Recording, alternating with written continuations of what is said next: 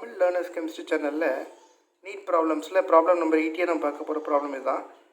The weight of acid and water required to prepare a solution containing 20 mole percent of acetic acid. 20 mole percent acetic acid இருக்கிற ஒரு சொல்யூஷனை prepare பண்ண போகிறோம். அதுக்கு நம்ம எவ்வளோ வெயிட் ஆசிட் ஆட் பண்ணணும், எவ்வளோ வெயிட் வாட்டர் ஆட் பண்ணணும்னு கேட்டிருக்காங்க. இங்கே வந்து நமக்கு 4 ஆன்சர்ஸ் கொடுத்துருக்காங்க. ஆன்சர் வந்து பார்த்திங்கன்னா ஆப்ஷன் ஏ. ஃபஸ்ட்டு என்ன கொடுத்துருக்காங்கன்னு பார்த்தீங்கன்னா அசிட்டிக் ஆசிடோடைய மோல் பர்சன்ட் கொடுத்துருக்காங்க 20%. 20% அப்படிங்கிறது 20/100, அதாவது 0.2. இப்போ வாட்டர் எவ்வளோ இருக்கும் அப்படின்னு பார்த்தீங்கன்னா இது வந்து ஒரு பைனரி சொல்யூஷன். இந்த சொல்யூஷனில் அசிட்டிக் ஆசிட் வாட்டர் ரெண்டும் தான் இருக்குது. அசிட்டிக் ஆசிட் 20% இருக்கும் அப்படின்னா ரிமைனிங் 80% வந்து வாட்டர் இருக்கும். இப்போ 80/100 அப்படிங்கிறது 0.8. இதை வந்து number of moles of acetic ஆசிடாகவும் நம்பர் ஆஃப் மோல்ஸ் ஆஃப் வாட்டராகவும் நம்ம எடுத்துக்கலாம் இந்த ப்ராப்ளமில்.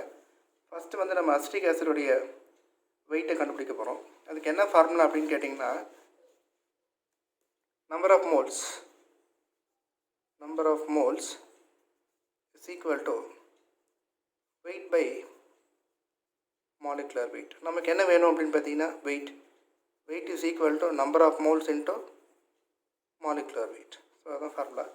ஃபஸ்ட்டு நம்ம செப்பரேட்டாக கண்டுபிடிக்கலாம். அசிட்டிக் ஆசிடோடைய மாலிகுலர் ஃபார்முலாவையும் வாட்டரோட மாலிகுலர் ஃபார்முலாவையும் நம்ம கண்டுபிடிக்க போகிறோம். கார்பனுடைய அட்டாமிக் மாஸ் வந்து 12, 2 கார்பன் இருக்குது. அப்போ 2 × 12. ஹைட்ரஜனுக்கு வந்து 1. இங்கே ஆக்சுவலி பார்த்தீங்கன்னா 4 ஹைட்ரஜன் இருக்குது. இப்போ 4 × 1. ஆக்சிஜன் 2 இருக்குது. ஒரு ஆக்சிஜனுக்கு 16. ஸோ 2 × 16. இது சிம்பிளை பண்ணிங்கன்னா 24 + 4 + 32, அதாவது 60. அப்போ அசிட்டிக் ஆசிடோடைய மாலிகுலர் வெயிட் வந்து 60. வாட்டருக்கு வந்து 2 × 1 + 16, அதாவது 18. ஸோ ஃபஸ்ட்டு நம்ம அசிட்டிக் ஆசிடோடைய வெயிட்டை கண்டுபிடிக்கலாம். Weight is equal to number of moles into molecular weight. Number of moles of acetic acid நம்ம வந்து 0.2ன்னு எடுத்துக்கலாம். அப்போ 0.2 இன்ட்டு மாலிகுலர் வெயிட் இப்போ தான் கண்டுபிடிச்சோம் 60. இப்போ வெயிட் வந்து என்னென்னு பார்த்தீங்கன்னா இது ரெண்டையும் மல்டிப்ளை பண்ணணும். ரெண்டையும் மல்டிப்ளை பண்ணிங்க அப்படின்னா நமக்கு என்ன கிடைக்கும் அப்படின்னு கேட்டிங்கன்னா 12 grams அப்படின்னு கிடைக்கும். ஸோ அசிட்டிக் ஆசிடோட வெயிட் வந்து இங்கே 12 grams. அடுத்தது வாட்டருக்கு கண்டுபிடிக்க போகிறோம். வாட்டருக்கு வந்து இதே ஃபார்முலா தான். Weight is equal to number of moles into molecular weight. Number of moles of water நம்ம என்ன எடுத்துக்கலாம் அப்படின்னா 0.8 எடுத்துக்கலாம். 0.8 இன்ட்டு மாலிகுலர் வெயிட் வந்து இங்கே 18 கண்டுபிடிச்சோம். இது ரெண்டையும் மல்டிப்ளை பண்ணிங்க அப்படின்னா 14.4 grams. அப்போ இது வந்து weight of water. Weight of acetic acid வந்து என்ன கிடைக்குதுன்னா 12. வெயிட் ஆஃப் வாட்டர் வந்து 14.4. ஸோ 12 grams அசிட்டிக் ஆசிடும் 14.4 grams வாட்டர் எடுத்துக்கிட்டோம் அப்படின்னா நமக்கு 20 mole% of acetic acid solution கிடைக்கும். ஸோ நம்மளுடைய ஆன்சர் என்னென்னு பார்த்தீங்கன்னா ஆப்ஷன் ஏ தான் சரியான ஆன்சர். தமிழ் லேர்னர்ஸ் கெமிஸ்ட்ரி சேனலில் நீட் ப்ராப்ளம்ஸில் ப்ராப்ளம் நம்பர் 81 நம்ம பார்க்க போகிற ப்ராப்ளம் இதுதான். The mole fraction of a solute in benzene is 0.3. The molality of the solution is. Mole fraction of the solute கொடுத்துருக்காங்க, அதோட value 0.3. Molality of the solution என்னென்னு கேட்டிருக்காங்க.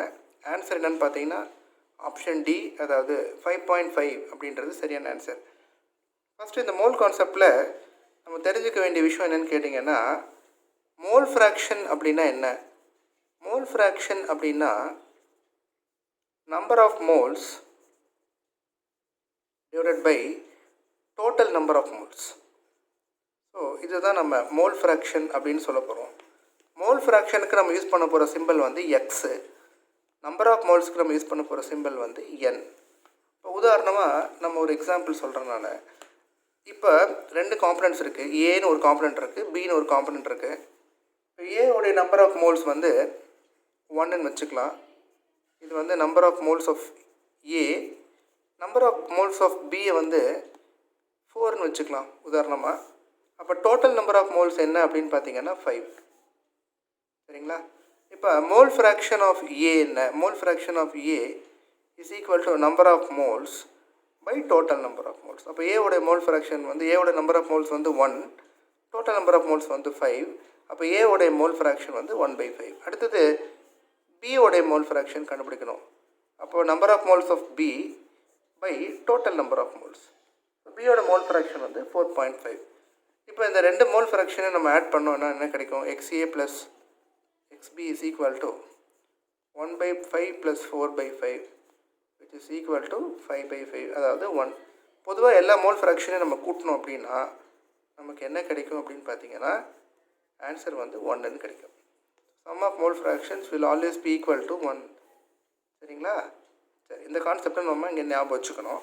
இப்போ இங்கே என்ன கொடுத்துருக்காங்கன்னா மோல் ஃப்ராக்ஷன் ஆஃப் சொல்யூட் வந்து 0.3. அப்போது mole fraction X of solute is equal to 0.3. இப்போ நம்ம என்ன கண்டுபிடிக்க போகிறோம்? மோல் ஃப்ராக்ஷன் ஆஃப் சால்வெண்ட் கண்டுபிடிக்க போகிறோம். அது நமக்கு தெரியாது. நான் இப்போ தான் சொன்னேன், எல்லா மோல் ஃப்ராக்ஷனையும் கூட்டினா நமக்கு என்ன வரும்? 1 வரும்னு சொன்னேன் இல்லையா? இவங்க வந்து ரெண்டு காம்பவுண்ட் தான் இருக்குது. ஒன்று வந்து சொல்யூட், இன்னொன்று வந்து சால்வெண்ட். அப்போ மோல் ஃப்ராக்ஷன் ஆஃப் சொல்யூட்டையும் மோல் ஃப்ராக்ஷன் ஆஃப் சால்வெண்ட்டையும் நம்ம கூட்டினா நமக்கு என்ன கிடைக்கும்? 1 கிடைக்கும். Because sum of mole fractions is equal to 1 அப்படின்றதான் நமக்கு இங்கே தெரிய வந்தது இல்லையா? ரைட். இப்போ நம்ம என்ன எழுத போகிறோம் அப்படின்னா மோல் ஃப்ராக்ஷன் ஆஃப் சொல்யூட் நமக்கு தெரியும் 0.3. மோல் ஃப்ராக்ஷன் ஆஃப் சால்வெண்ட் வந்து நம்ம அப்படியே வச்சுக்க போகிறோம். X solvent is equal to 1. அப்போ mole fraction of solvent is equal to 1 minus 0.3, அதாவது 0.7 அப்படிங்கிறது தான் mole fraction of solvent. So இங்கே சால்வெண்ட் அப்படிங்கிறது இந்த இடத்துல என்னென்னு பார்த்தீங்கன்னா பென்சீன். சரிங்களா? ரெண்டாவது, இப்போ மொலாலிட்டிக்கு என்ன ஃபார்முலா? மொலாலிட்டிக்கு வந்து மோல் ஃப்ராக்ஷன் வச்சு ஒரு ஃபார்முலா இருக்குது. நம்ம அந்த ஃபார்முலாவை இங்கே தெரிஞ்சுக்க போகிறோம். இப்போ மொலாலிட்டி வந்து நம்ம ஸ்மால் எம்ன்ற லெட்டரால் டினோட் பண்ணுவோம். So molality is equal to என்ன வரப்போகுது அப்படின்னு பார்த்தீங்கன்னா mole fraction of solute by mole fraction of solvent into 1000 divided by molecular weight of the solvent. சரிங்களா? இப்போ மோல் ஃப்ராக்ஷன் ஆஃப் சொல்யூட் என்ன? நம்ம மோல் ஃப்ராக்ஷன் ஆஃப் சொல்யூட்டை தான் நம்ம இங்கே கண்டுபிடிச்சோம். மோல் ஃப்ராக்ஷன் ஆஃப் சொல்யூட் தான் 0.3. அப்போ மோல் ஃப்ராக்ஷன் ஆஃப் சொல்யூட் வந்து 0.3. மோல் ஃப்ராக்ஷன் ஆஃப் சால்வெண்ட்டை தான் கண்டுபிடிச்சோம் இல்லையா? அது வந்து அதோட வேல்யூ என்னென்னு பார்த்தீங்கன்னா அதோட வேல்யூ வந்து 0.7. இங்கே இருக்குது பார்த்தீங்களா? அதோட வேல்யூ வந்து 0.7. ரைட்டுங்களா? இப்போ மோல் ஃப்ராக்ஷன் ஆஃப் சால்வெண்ட்டோட வேல்யூ வந்து 0.7 into 1000. மொலாலிட்டி இருக்கு போகுது. மாலிகுலர் வெயிட் ஆஃப் சால்வெண்ட் அப்படின்றது இந்த இடத்துல வந்து நமக்கு பென்சீன் தான். ஸோ பென்சீனுடைய மாலிகுலர் வெயிட்டை நம்ம இங்கே கண்டுபிடிக்க போகிறோம். கார்பனுக்கு வந்து 12. So 12 into 6. ஹைட்ரஜனுக்கு வந்து 1. அப்போ 6 into 1. 6 into 12 72. 6 into 1 6. So பென்சீனுடைய molecular wait என்னென்னு பார்த்தீங்கன்னா 78.